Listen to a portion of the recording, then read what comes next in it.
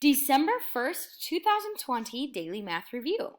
The table below shows the relationship between gallons of milk sold and boxes of cereal at the market.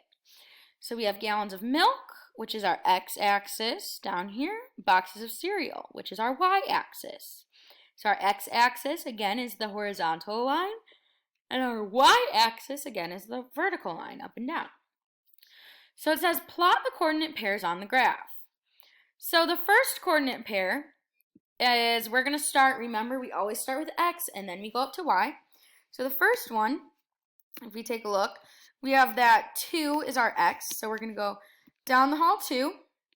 Then we're going to go up the elevator to 4. So down the hall to 2. So remember, we start at our starting point, the origin, down the hall to 2, up the elevator to 4. So there's our first point. All right, down the hall 3, up the elevator, how many?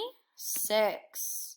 So down the hall 3, up the elevator to 6. All right, next one, down the hall 4, up the elevator 8. So down the hall 4, up the elevator to 8. Then we have, last but not least, down the hall 5, up the elevator to 10.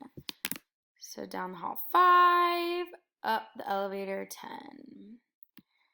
Now, you can also double check these by, if you do draw a line from the dot. So first we did go down that hall to 2.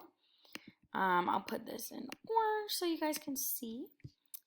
And then we went up the elevator to that 4. So yes, it does check out. The first dot, the first point is 2 and 4. We went over 2 up to 4. So there you have it. That's it for our graph. Great job, everybody.